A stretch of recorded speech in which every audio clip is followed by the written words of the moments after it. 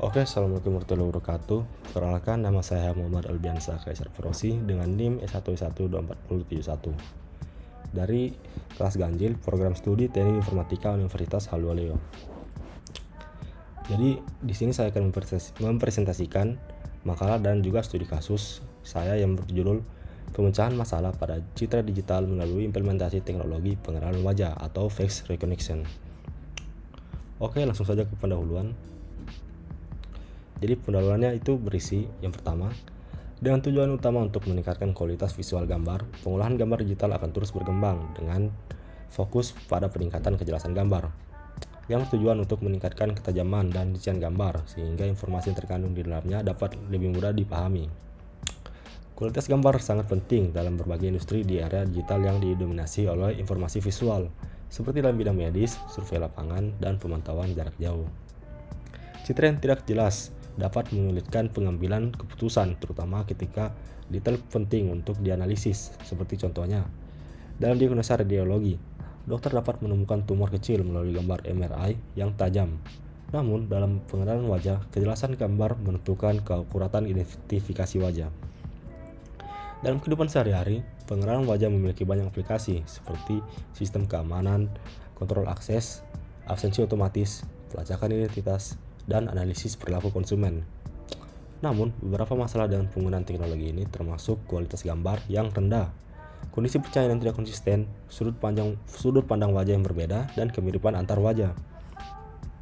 Lalu, untuk meningkatkan akurasi dan keandalan sistem, memecahkan masalah identifikasi wajah dalam gambar digital sangatlah penting. Akibatnya, pendekatan dan algoritma yang efektif diperlukan untuk mendeteksi, mengekstraksi, dan mengenali karakteristik wajah secara otomatis dalam kondisi yang kompleks. Dalam situasi seperti ini, penggunaan teknologi pengenalan wajah dapat dianggap sebagai solusi strategis untuk menyelesaikan berbagai masalah yang muncul dengan gambar digital. Pengenalan wajah merupakan salah satu aplikasi kecerdasan buatan yang telah mengubah metode keamanan dan interaksi manusia dan komputer. Di balik kompleksitasnya yang nampak, aljabar linear menyediakan perhitungan matematis yang elegan dan juga kuat, mengubah gambar wajah menjadi representasi numerik yang dapat diproses dan dibandingkan secara efisien. Adapun langkah-langkahnya dalam implementasinya yaitu yang pertama, representasi gambar sebagai matriks, yang dimana secara fundamental gambar dapat direpresentasikan sebagai matriks dua dimensi. Pada citra grayscale, setiap elemen matriks AMXN menyimpan nilai intensitas piksel dalam rentang 0 ataupun hitam, hingga 255 atau putih. Sebagai contoh, citra berurutan 5x5 dapat direpresentasikan sebagai berikut. Ya, bisa dilihat ini. Oke, jadi operasi aljabar linear di matriks ini bagaikan penjumlahan, perkalian, ataupun dekomposisi secara langsung memodifikasi distribusi intensitas piksel, lalu kemudian diterjemahkan sebagai perubahan visual pada citra. Untuk memudahkan operasi aljabar linear lanjutan, matriks gambar A biasanya sering diluruskan atau di-flattened menjadi sebuah vektor kolom V berukuran D kali 1, di mana D sama dengan M kali N. Setiap piksel menjadi satu komponen dalam vektor raksasa ini. Koleksi gambar pelatihan membentuk baris-baris dalam matriks data besar D. Seperti ini bisa dilihat ya. Lalu yang kedua ada pra-pemrosesan dan normalisasi ataupun persiapan data. Nah, jadi pada tahap ini gambar wajah perlu diskalakan dan dipotong atau di-crop untuk memastikan semua gambar dalam dataset memiliki ukuran yang konsisten, yakni M kali N piksel. Ini memastikan vektor-vektor yang dihasilkan memiliki dimensi atau D yang sama. Selain itu, operasi matriks sederhana seperti penskalaan dan pergeseran digunakan untuk menormalkan variasi pencahayaan dan kontras antar gambar.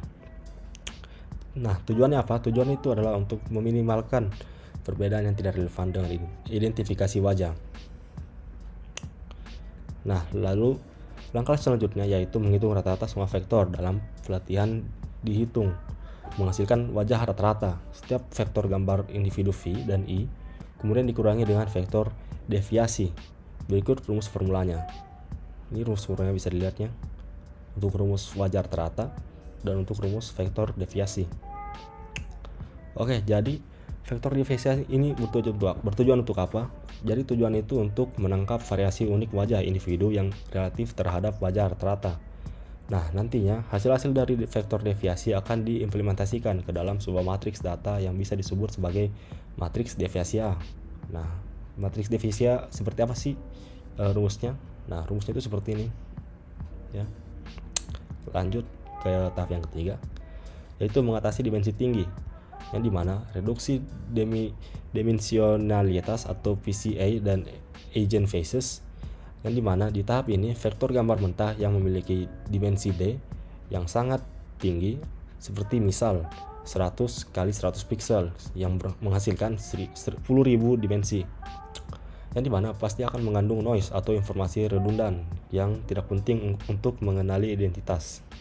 Jika deteksi wajah bekerja langsung di ruang dimensi tinggi ini, dapat dipastikan hasilnya sangat tidak efisien dan rawan overfitting. Nah, untuk mencegah ini terjadi, disinilah PCA atau Principal Component Analysis berperan, salah satu teknik aljabar linear terpenting, yang dimana tujuan PCA adalah menemukan sejumlah kecil arah ataupun vektor baris yang baru dalam ruang dimensi tinggi yang menangkap variasi terbesar dalam data pelatihan. Oke, lanjut. Salah satu yang dapat diimplementasikan PCA pada gambar berdimensi tinggi yaitu dengan menentukan dan menghitung matriks covariance dari data deviasi yang besar. Nah, seperti apa sih rumus matriks covariance? Rumusnya itu seperti ini. Lalu, setelah matriks covariance-nya telah didapatkan, maka selanjutnya menuju ke tahap penyederhanaan menggunakan metode eigen, di mana metodenya itu seperti ini. Lalu lanjut, pada formula ini, eigenvalue mengukur besarnya variasi yang ditangkap oleh arah yang bersesuaian, sedangkan eigenvektor adalah arah vektor basis baru dalam ruang gambar asli yang disebut eigenfaces. Selain itu juga, pada tahap ini eigenvektor diurutkan berdasarkan eigenvalue dari yang terbesar ke terkecil. Eigenvektor dengan eigenvalue terbesar menangkap variasi yang paling signifikan dalam data wajah, seperti perbedaan bentuk wajah secara umum. Nah, di sini kita memilih eigenvektor teratas, misalnya 100 hingga 300, yang mencakup sebagian besar variasi, misalnya seperti 95 sampai 99%. Kemudian, setelah diselesaikan menggunakan metode eigen, selanjutnya kita akan transformasi ke ruang fitur atau ruang eigenface. Nah, yang dimana setiap gambar wajah yang sudah berupa vektor deviasi sekarang dapat diproyeksikan ke dalam ruang dimensi rendah yang dibentang oleh eigenface terpilih. Nah, koefisien proyeksi untuk gambarnya dihitung dengan seperti ini. Lalu setelah itu direpresentasikan ke dalam matriks basis eigenface yang menjadi seperti ini. Nah, pada matriks basis eigenface ini, matriks yang dihasilkan merupakan representasi dimensi rendah dari gambar wajah asli dalam ruang eigenface. Matriks ini merupakan kumpulan nilai numerik ringkas dari wajah tersebut. Lalu lanjut ke tahap yang keempat, yaitu pengenalan perbandingan dalam ruang fitur. Pada tahap pengenalan, nantinya akan dimasukkan beberapa data wajah. Setiap wajah yang terdaftar dalam basis data disimpan sebagai vektor fitur, sementara gambar wajah yang diuji menjalani serangkaian proses yang sama, atau vektorisasi, normalisasi, pengurangan rata-rata, dan proyeksi ke ruang eigenface. Untuk menghasilkan vektor fitur uji, untuk menentukan kecocokan, sistem mengukur kesamaan antara tes dan vektor-vektor dalam basis data menggunakan jarak-jarak seperti Euclidean atau Cosine similarity, di mana jarak kecil atau kesamaan kosinus besar menunjukkan kemiripan tinggi. Wajah uji kemudian diklasifikasikan sebagai wajah terdaftar jika metriknya melebihi ambang batas tertentu. Nah, jika tidak, sistem akan menganggapnya sebagai tidak dikenali.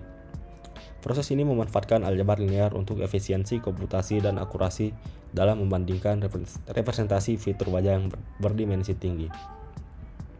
Oke, sorry, ini untuk yang logo ini jika ada yang tanya, ini omega ya. Oke, lanjut. Untuk rumus formula Euclidean seperti ini. lalu ke rumus formula similarity seperti ini. Nah, setelah tahap 1 ini selesai, maka dilakukanlah tahap selanjutnya, yaitu pembentukan keputusan, yang dimana keputusan tersebut dibuat setelah tahap pelatihan data dan klasifikasi menggunakan salah satu cara di atas.